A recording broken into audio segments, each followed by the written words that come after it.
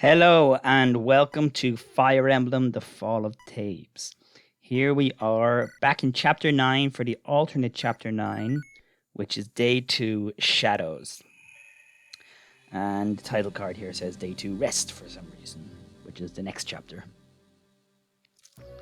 So this is the alternate chapter if you don't go to the Shrine of Time. Was this place so dark before? It's our torch magic, it isn't working. This is Fornius' doing. Aye, I'll wager. Damn, we're walking right into an ambush. Indeed, but we don't have a whole lot of choice but to spring it. Helena, it's probably best you lead the way. I'm sure there's little they can do to the likes of you. We shouldn't be so overconfident. They managed to subdue a divine dragon before. I also can't risk overtasking myself or I'll be rendered useless. Don't worry, I think I can counteract Fornius' anti-torch magic. It's a simple trick. However, I won't be able to do it consistently. We better take advantage of the times when we have the most visibility. Okay, so this is a Fog of War chapter, and it's based off the two chapters previously, which in turn is based off of the map from Shadows of Valentia. And you can see the Fog of War is very limited. We have just one space per character. But there's a reason for that, and it's because each turn the Fog of War expands. So you hear Archon talking about that there, about how the Fog of War, he can counteract it. Archon, you're so slow. So each turn, your turn or the enemy's turn, the range expands by 1 until it gets to like a maximum of 8 or something, in which case it retreats back down to near 0. To 1 again.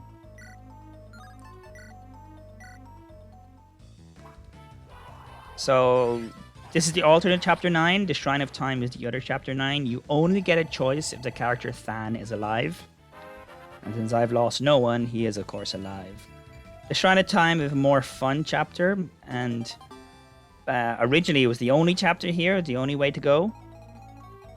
But then I kind of considered when I went to write it, how do they find the Shrine of Time? It was just going to be they go through this area and it's unguarded, but it didn't really make sense. So I added in the fact that the Shrine of Time comes afterwards, I guess. Or the Shrine of Time is the back door instead of coming afterwards. And here we are.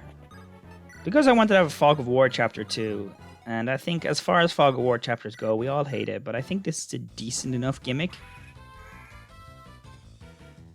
I'm not sure why I refreshed Bellerophon. So I'm not going to be saving this chapter. So I don't really mind if any of my guys die or anything. Whoa, I don't know what happened there. Tried to do the Falcon Knight spear animation from the looks of it.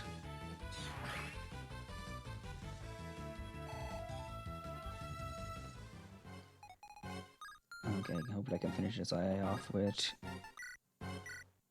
Yeah, okay.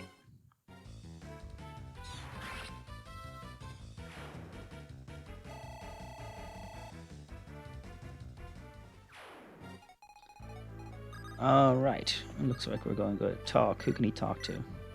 Hey, Helena. Hello, Hisgrates, right? Yeah, that's the name. So you're a dragon, huh? Yes, I am. So why do you only grow all big and scary to attack? Would you prefer if I looked like a dragon all the time? Well, I guess it is easier to talk to you this way. Though I am curious, if you're so eager to help us, why didn't you just come to use this dragon form at the start? I didn't really set out to help you, it just sort of happened. When? I'm sorry? When did you decide we were worth saving? I can't really say. You realize if you'd helped sooner, King Basilis might still be alive. Please understand, while I seem impressive when I fight, I'm not a warrior. This isn't easy for me, especially as a member of the Divine Tribe.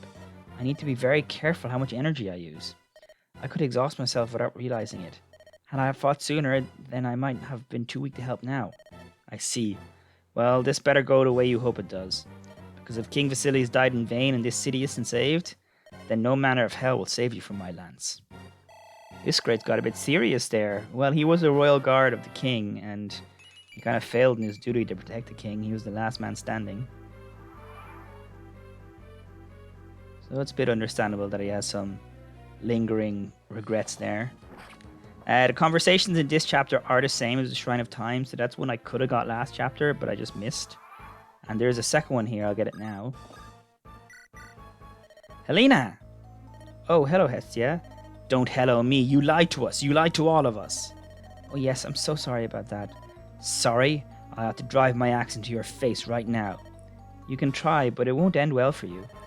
It'll bring me some satisfaction to try at least. I understand. It's not just the fact that you're a dragon. It's the fact that you lied. I'm afraid I don't understand. My father, he was a slave of the dragons. He managed to escape and make his way to Thabes. You pretended to be a human, pretended to be a slave of the dragons, when in reality you were the master. Not just a master, but the highest class of dragon there is. If it helps, that view that they aren't slaves isn't accurate. The humans inside of Thabes don't see themselves that way. They see themselves as worshippers of us as gods. Most are very happy devoting their lives to our service. I'm sure some dragons treat their slaves nicely, but that doesn't mean all do. And any dragon that wishes to abuse can do so with impunity, I should say. Or abusive, did it say? Oh, I should learn to read right. If the slaves were all universally happy, we wouldn't have hordes of escaping to Thabes. You spat on my father's suffering when you pretended to be him. I won't forgive you for that. I'm sorry, that's not much more I can do but say that. And I'll say it as many times as you need to hear it. That's not all you can do. You can save Thabes for us. I'm trying. Good, because if I get a whiff that you've changed your mind, then you're mine. So yeah, the cast isn't as happy with Helena pretending to be a human as some of the characters are. Archon wasn't too upset by it, but some characters are taking it a bit more harshly. Okay, I think I can use Cursed Aisha. So I'm going to be doing this level pretty casually. It's not a difficult level, but you know, it's a Fog of War level, so it could mess you up. Oh, miss. But because I've already done Chapter 9 with the Shrine of Time, that's going to be my main file. If I die here, I'm not going to be too upset about it. If one of my units die. If I get game over, I'll be quite peeved because I'll have to do it again. Is that the crit animation that's going on there? Why that's never happened before, where I've seen it's playing this other animation first. I guess it's not a major problem because it looks kind of cool. I'll chalk it up to the buggy magic system. Okay, I'm gonna go over here. Apple juice.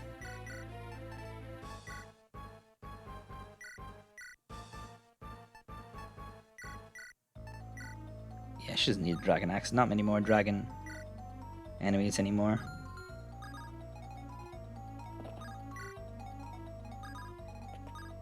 So the characters that will give me a game over are Helena, Archon, and Xerxes. That's a talk with Helena, but I think we've had that talk already. Or maybe it's a Xerxes talk. I'll check next turn. Yeah, I think the only talk I got in the previous chapter was Than and Archon. Okay, he has a Worm Slayer here. But it's still not dealing too much damage because Helena's defense is pretty good with her Divine Stone. So yeah, just like in the Shrine of Time, Helena is powerful enough, like 51 damage. She can delete basically any enemy. But, you know, set amount of uses. So don't overuse her if you want to keep her for the final battle. But also, on the other hand, she can still dance, so she's not useless when she runs out of the Divine Stone. Unlike Myr, who is completely useless in Sacred Stones, they should have had some way to let her be more useful in Creature Campaign. This game doesn't have Creature Campaign, so I'm not too worried about that. And Helena is way better than Myr. She takes enemies out very, very easily. Okay, I'm going to keep on going up here. So you can go up this route, but that's obviously like a very cheap thing to do. You finish the chapter really easily that way. So that's why I have a trap here. And when you enter this area, it's not just these enemies who are actually packing Luna. Copying. Wow, it's not just happening to Beta Aerophon. Units are having this weird magic reaction here. Yeah, I actually played this chapter just a few minutes ago, and I forgot to hit record, and that glitch was not happening there. Yeah, so this is actually going to be a hazard now in a second. So Hestia might die. I've given her a poultice to help her survive, but she's actually going to be in a little bit of a dangerous situation. But if she dies, it's not a big loss.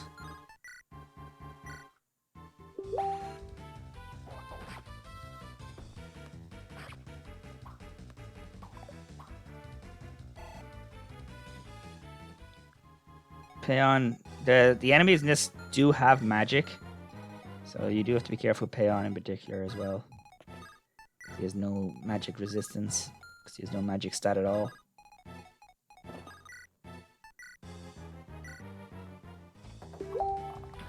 I'm getting messages, but I'll check them later.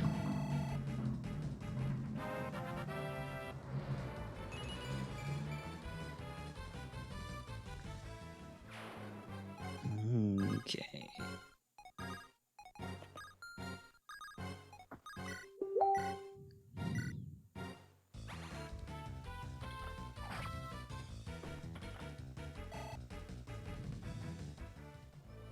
There's a loud motorbike in the background. I'm not sure if you can hear it.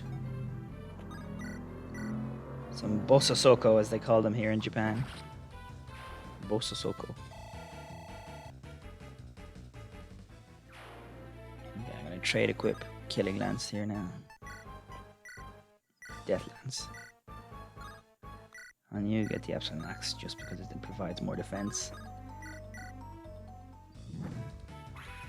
So yeah, this chapter, like I said, it's not too difficult, but still Fog of War can always mess you up. But just go ahead pretty carefully through the level. Put your highly defensive units like Xerxes and Hestia first. Sending her up there is not a good idea. I'm just doing it to show off what happens.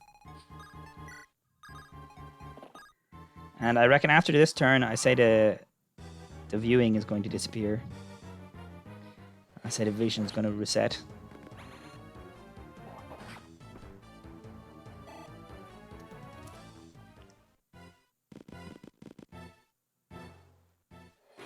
Oh wow, 77% crit, but not dealing any damage. Yeah, these guys use the same weapon the dragons use, the claw weapon, so their defense is pretty good. However, they have pretty low resistance, so resistance is really the way to go to beat them. But that means you have to player phase them because you can't enemy phase resistance. Because magic is a player phase only attack in this game. Oh, wow. No, Hestia's dead. Oh well. At least I got that conversation. And her battle quote isn't really appropriate for this chapter. Considering we're not fighting the dragons, we're fighting Phoenix's terrors and masks.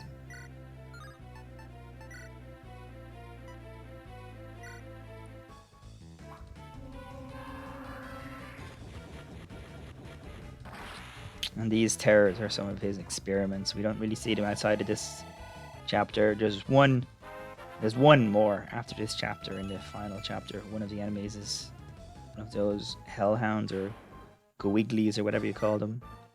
Gwilgili? I say that's Welsh. Looks like a Welsh word. Although I think the lower version is an Irish name. Maybe it's an Irish name. Looks like Welsh to me. But I think one of the monsters has an Irish reference.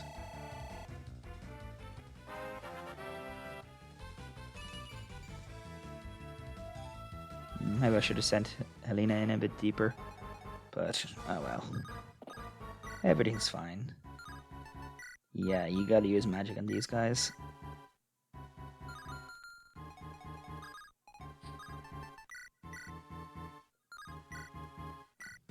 I think I'm at one hit with Seraphim. And we didn't have that glitch where you show the other animation before. Don't know what's up with that. The fact that it's not appearing now is just questionable. Okay, I go in with Iskrates because if he dies, I don't get a game over. But I guess I'll do Xerxes at the same time. Xerxes can handle it. He's a big boy.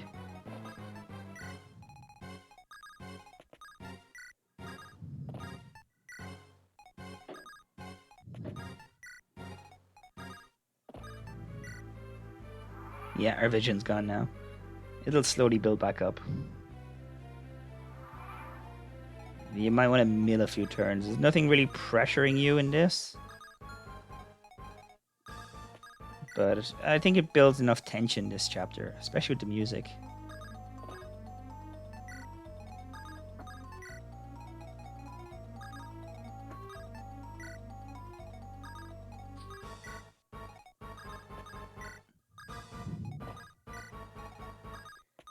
And I can just remind again that all the music in this game, each chapter has unique music from the others. Although it all comes from Sacred Stones. I never really figured out how to import other music.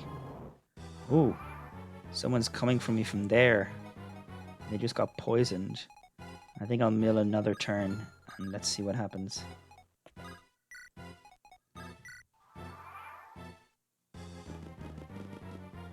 Oh, just out of range. Oh, and they're coming up from behind. I forgot about that. That's the two guys that killed Hestia.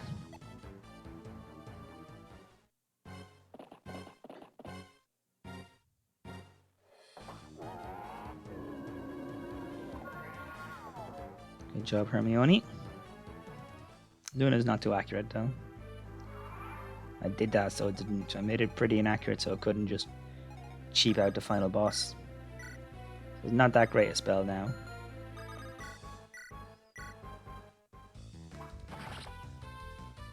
Not the greatest hand axe animation. I did ask the creator of that animation if they'd be interested in making a knife animation, knife throwing that I could use for the hand axe. Because I made the actual holding axe animation. It's just a sword animation and magic animation in the original file. And they said, well, yeah, knife would be interesting, but like they're too busy, which is fair enough. I don't think I could make a knife animation for them. Re-editing the sword is the best I could do into an axe. But you know, Dreadfighters use knives in Fates, so giving them a knife throwing animation, not the worst idea, I think.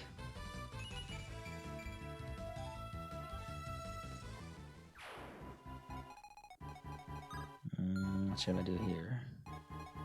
Well, I need magic to take him out, so Than, up you go. Death is not effective against these guys. They're not human enough.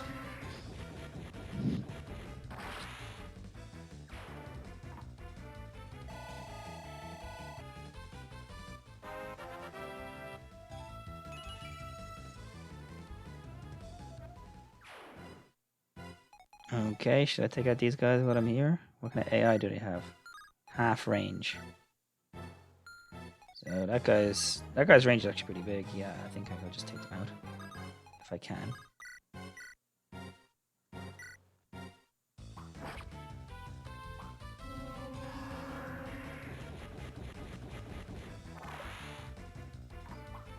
Yeah, Iskrates really comes into his own as a unit. You get him when he's like level 10 unpromoted, and his stats are okay. They're comparable to the rest of your army. But then you need to really give him the levels in the chapter before this one. The Big Dragon Assault chapter, Humanity's Enemy. Because once you get him rolling, he's like one of the most consistent units in the game. Very, very good. His caps don't hit as high as some of the other more dedicated units in certain stuff. But like, he's even good at magic. He's one of the most all-round useful units. I'm pretty sure that guy's dead. He took only a little bit of HP, but it's part of the glitch, I'm sure. Yeah. Okay.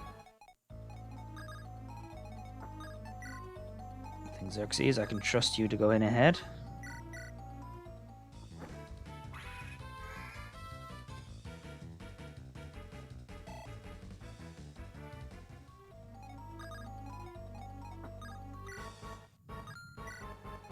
I think that guy will be stationary, yeah.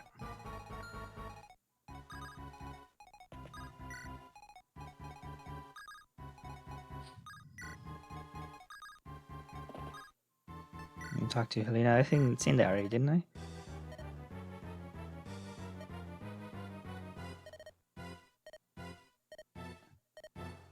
Yeah, I think I've seen that already. Oh, got a fireball. No, I didn't see that already. She's only meant to get the fireball if someone's dead, I think. Well, maybe it's because Hestia's dead. But, yeah, that's meant to be a bonus thing, the fireball. It's meant to be if you've lost some units, you get the fireball. Which is a long-range attack that is actually going to be pretty strong on her, actually. She has maxed out magic. Yeah, well, that's going to be super useful, but you're not meant to get it that easily. In fact, I thought I was trying to do it so if you lost a few units, you get it. I'll risk an 81% hit. Death Spell is very dangerous to use because the enemies can clone your magic. I don't know why they clone your magic. It's part of the magic patch. Call it a feature, not a bug, even though I'd rather it wasn't the case. But yeah, it makes death particularly dangerous because it's effective against all of your units. Probably not Helena though, but no one's going to be copying her. But the enemies in this chapter do have death as well, so you have to be careful. Some enemies have death. I think we saw in the Shrine of Time some enemies with death as well.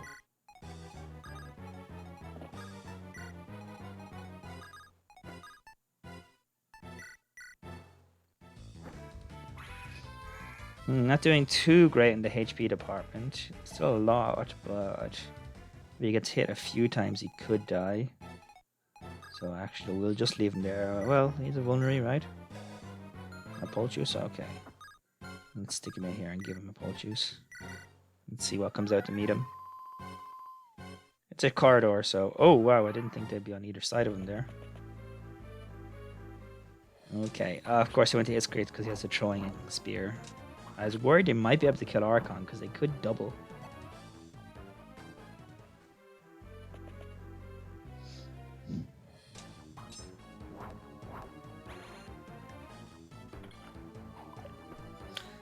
Blind Xerxes, you missed.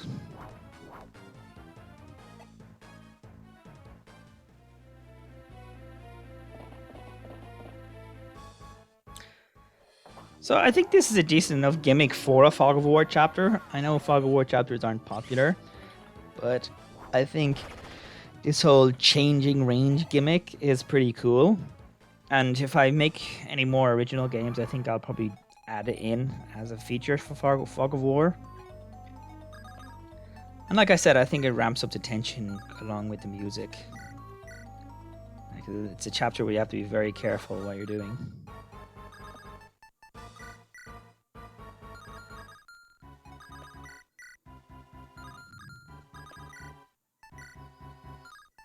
Guys, pretty bulky in the HP department. Is the Fire Sweep Lance. Works just like in Heroes. They can't attack back. But if they attack him, he will also not be able to counter.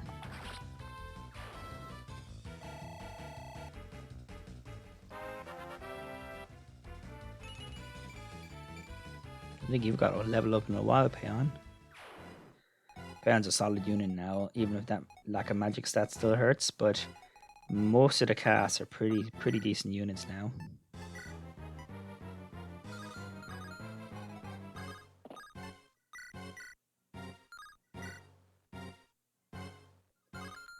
Okay.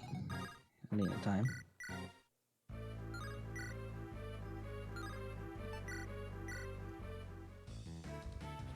Maybe I should give Fireball durability as well, because it can be annoying on the enemies. And it's more powerful than I expected on Helena. I've never really tried it out with Helena. But at 26 set damage, that's pretty dangerous. Maybe I should just take it out of the game entirely. But I like giving her a second weapon.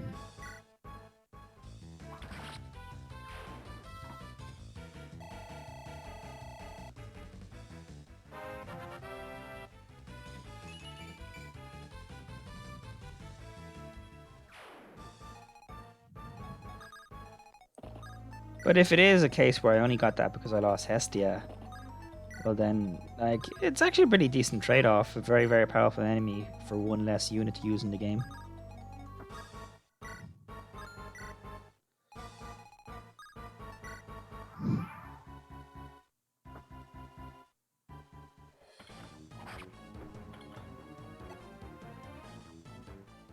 And she probably won't be doubling when she uses... Oh, well, she is pretty fast by default, isn't she, Helena? Because she has those dancer stats.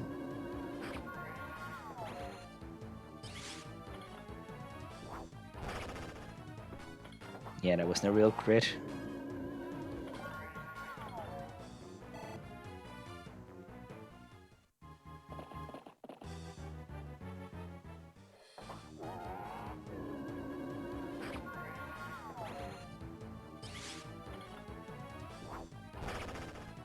Neither was that a real crit. Oh, I get hit twice there despite 51%. And I guess statistically that's 75% chance of getting hit twice. So statistically more likely. If you're using true hit, but this is all fake. Oh, you know all the Game Boy Advance hit formulas, they're not real. Okay, let's skip through this poisoning now. Okay, take out these two guys. Simple enough.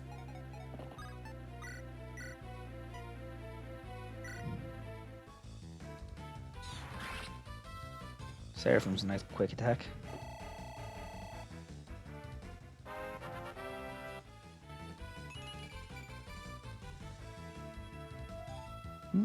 Some defense on Sarah is nice. Let's just hit you in the face with an axe. Show off the War Cleric axe animation, or War Monk.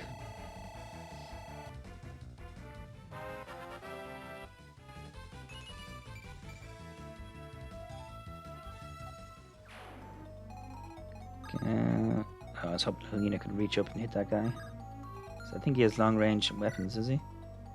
Yeah, he could get Sarah with a throwing spear. What am I doing for death accuracy? 84%, I'll risk it. Sure, I can rescue drop him if it fails, but it didn't fail.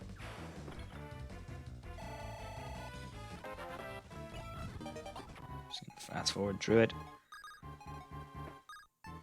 On you. Oh, why not?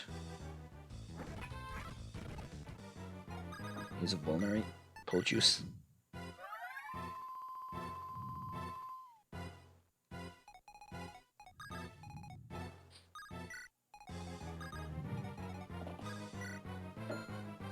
Well, I think the talk with Xerxes there as well. That I didn't get before. Oh no, it's Than. Because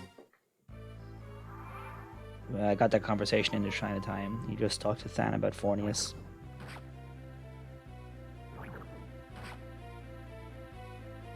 I think he doesn't have one with... No, he doesn't. Nothing to say to Xerxes. Okay, you're all stationary. So I'm just going to go in and delete this first one with... Like, 26 damage, it's very, very good. But... Well... It's not so game-breaking because the enemies have such high HP now.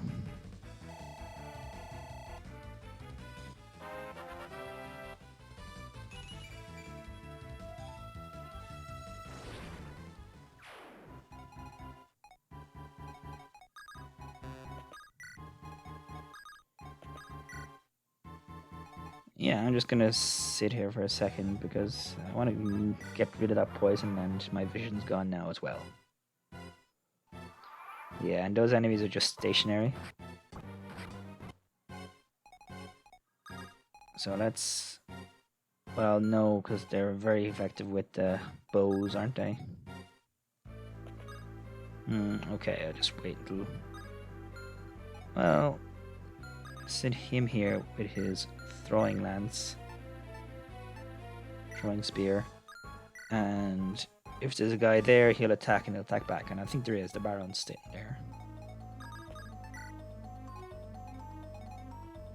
You need help back, Bellerophon.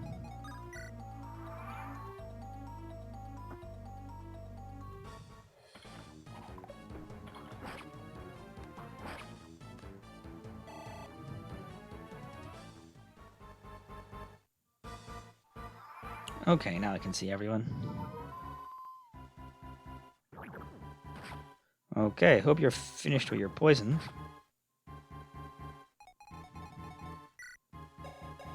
No, it's still one more turn left. Let's see what we can do. Let's stick in the healing tile.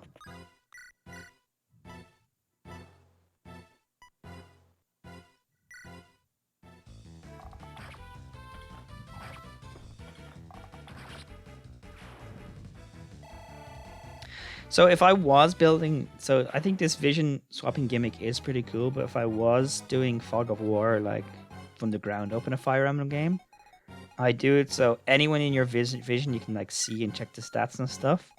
But if there's an enemy standing just outside of your vision, you can see their map sprite, so you can see what class they're in, although you can't view their sprites or their weapons.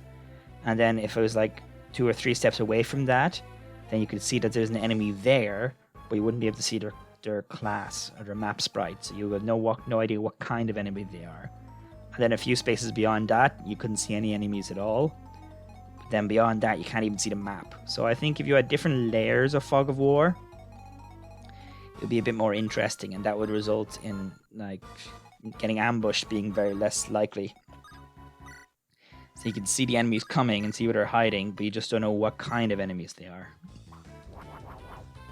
Well, I should have attacked the faster one, because it would have killed him in a crate anyway.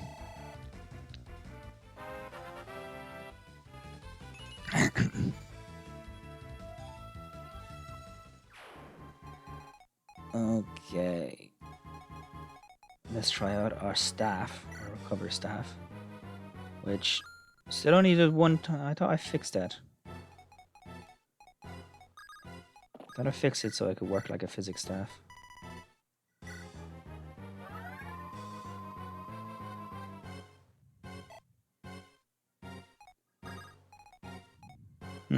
Could I take him out?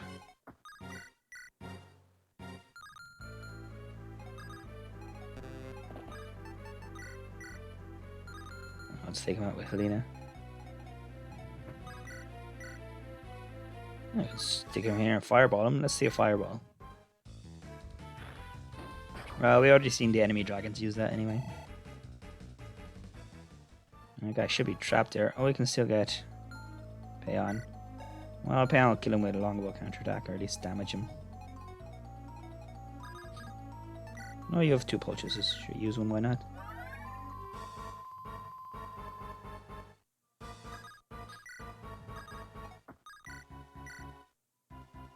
Mm, 8 damage, it's fine. Now I'll kill him on the counterattack on enemy phase. Either he'll attack Xerxes or Payon, probably Payon. I think there's a poison jet right there. I think he's about to get poisoned. Maybe it's there. I'm not sure.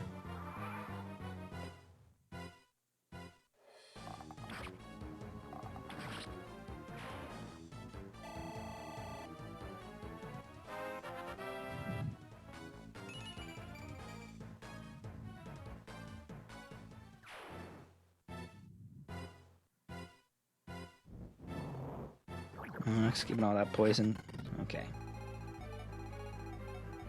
Okay, Payon definitely needs healing. Let's stick him here first. Yeah, that guy only has a javelin.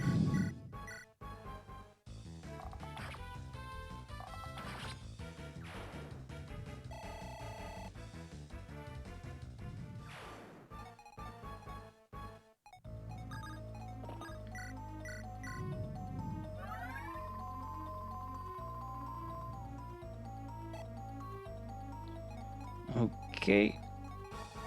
Going with these crates. Oh wow, quite a few enemies here, huh? They have worm slayers. You have lure AI. Why don't you? I can never give you AI.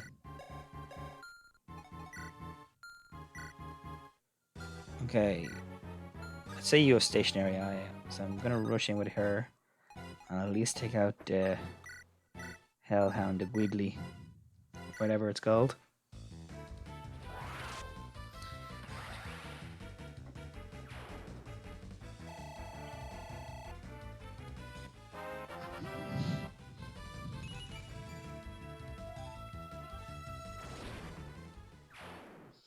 And this guy's Iffinger, that's a dragon, anti-dragon magic. which, although it's never really referenced directly in the plot, is kind of plot important because it's the kind of spells that Fornius has that no one else has. He has anti-dragon magic, and that's what Xerxes wanted to pair up with him for, to use that kind of magic. Oh wow, I forgot about you two down here. Okay, you're probably not going to contribute. Bellerophon, you might, so I'll stick you here. I'm sure there's no poison jet there. Okay, Worm Slayer, but I'm not worried. Her defense is good enough. Maybe I should give them special Worm Slayers, because that's really not threatening at all to Helena. 6 damage and 59 hit. Maybe we should give like them special Worm Slayers where an extra 2 might or something.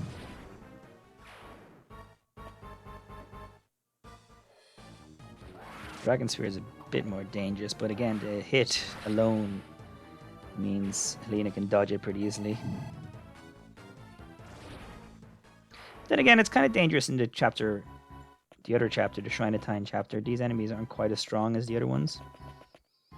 Okay, my vision's gone now, my range. Those guys are going to come in here, and they're going to use their magic, so maybe careful retreat is in order.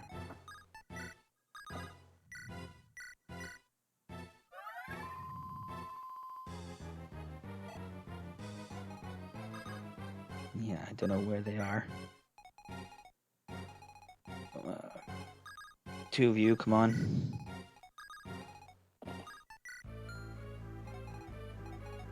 Alright.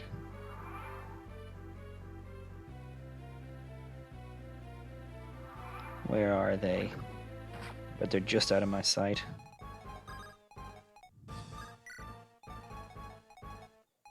I don't really want them just coming in and attacking whoever they want now. There they are. There's one of them, so the other one must be right here.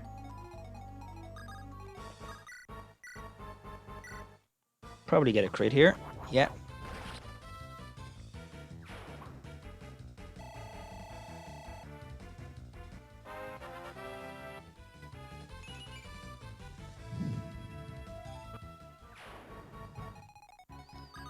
I'll just delete him with Helena.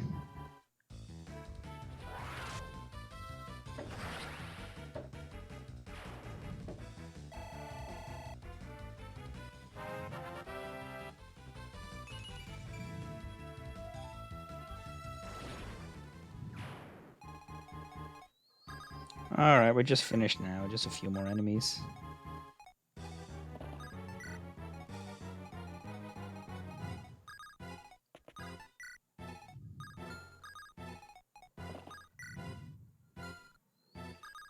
I might as well keep moving the 2 of you up.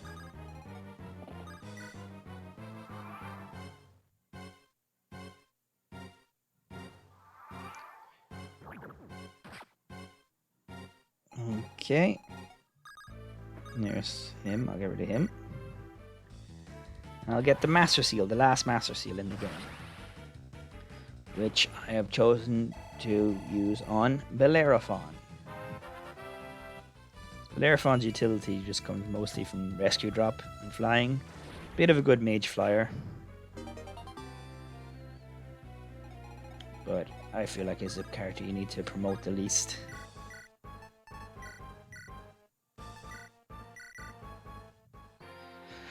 Ba ba ba ba ba ba ba ba ba ba ba ba ba ba ba da. Harrier. The Harrier is a funny class. First appeared in Awakening, where I believe it was called a Dark Flyer, and then in Fates it was called the Dark Pegasus, and then in Shadows of Valentia it was Harrier. At least I think that's what I might be wrong about Fates and Awakening. I think Dark Flyer in Awakening, maybe Dark Pegasus or Dark Falcon, maybe in Fates. But then they eventually settled down on one of the previous names in Three Houses. Can't remember which one they called it, but I think it's Dark Pegasus. Or don't think it's Dark Flyer. I think Dark Pegasus, the Fates name they settled on anyway. But yeah, they had this this new class in 3 games in a row. 4 games in a row, including 3 houses, and they just didn't know what they wanted to call it. Their magic Pegasus class with black aesthetic. I like Harrier the best as a name, and also I want to have Shadows of Valentia overclass names in this game, because these characters are, in a way, they're the predecessors of the Valentian people, as Thabes has a colony in Valentia, according to my canon. But Harrier, it's like a jet, so it's a bit of a modern name. Although I think there's a bird called a Harrier as well. But I think in Japanese it's called a Mach, the Harrier class, which is like max speed. But I like Harrier better. It makes him feel powerful. It makes him sound powerful. Like something that strikes hard and moves fast. I guess you get the same kind of effect at Mach, but I think Harrier's preferable.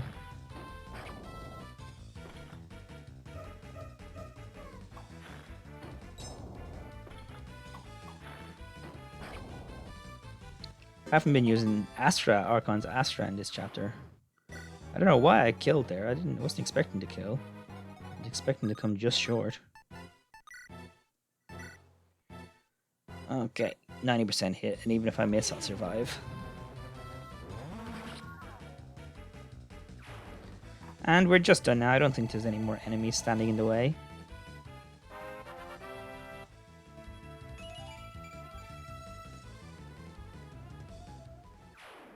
You could go this way, but then you're dealing with kind of enemies who are blocking your path in a solid formation with a sniper behind them.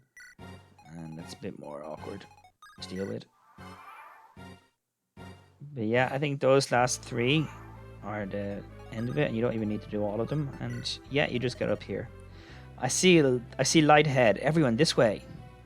And that's it. So, not a lot to say at the end of the chapter there, but the Shrine of Time was similar.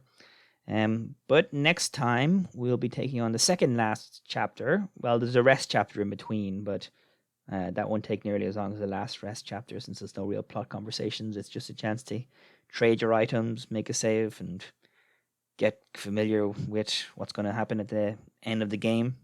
A breather for a second. So yeah, 2 real chapters left, 2 more updates, and then the final cutscene, which is a chapter unto itself, but it's not really a gameplay chapter. You'll see. But this file doesn't really exist because I'm going to go and do my other file I did for the Shrine of Time. So I'll see you next time for day 2 rest. Bye bye.